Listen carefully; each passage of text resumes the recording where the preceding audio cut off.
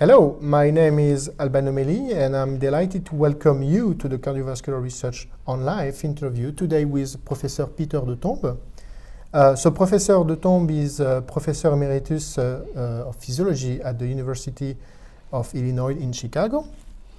Welcome, Professor de Tombe, and thank you very much for agreeing to share your thought with us today. We are going to start with the first question. What would you consider to be the key milestone discovery in your scientific career? Thank you. It's a pleasure to be interviewed by you. We've been studying cardiac muscle biophysics and physiology for many, many years. And about 5 years or so ago, I think the major discovery we made was that a change of sarcomere length, which is known to alter the responsiveness of a cardiac contractile machinery to activating calcium,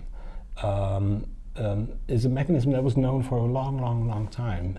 Yet exactly how that worked at the molecular level was not known, and in a way still not known. But what we found was that a change in passive tension, so this is unstimulated muscle when you stretch, appears to be translated into a structural change in both thin filament and thick filament proteins. And particularly the change in structure of the thin filament proteins was not expected. And so that was quite a surprise. And we did that by using both fluorescent probe studies, but also X-ray diffraction. An interesting aspect of this is that this idea that passive tension was controlling calcium sensitivity was shown in experiments and proposed a long time ago by Henk Ganzier and Olivier Carzola, a good friend of mine I now collaborate with. And I didn't believe it at the time. And after all these years, in fact, we found exactly that was the case. So I consider that both a redemption of my friends and a good scientific discovery that we made with a very talented postdoc, Jens Eidmo. Thank you. So the second question. So you have substantially contributed to our understanding of the molecular mechanism of cardiac muscle, including in heart failure. So how do you see this work translating into patient care for the management of heart failure?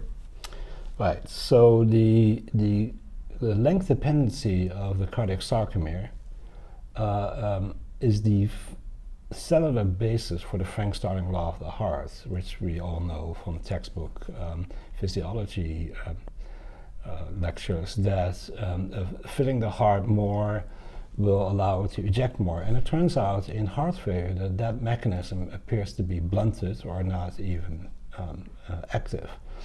Now, in heart failure, we've sort of gone through all the kind of drugs that we can think of, and they're only partially successful, and we're kind of at a dead end. So we desperately need, in heart failure research, we need new therapeutic targets to improve the cardiac pump function in patients with the syndrome of heart failure. So this may be an avenue to target the length sensing mechanism as a new way of approaching therapeutic strategies for combating heart failure. Thank you. So eventually, based on your extensive experience and career, what advice would you give to the young scientific community hoping to get involved in basic cardiovascular research? I think the experiments I talked about very early on in the literature by Henk Ganzier and Olivier Carzola showing passive tension is affecting length dependency, and I didn't believe it, is a good example. I think my advice would be to be always open to alternative explanations of hypotheses. Be your own most severe critic.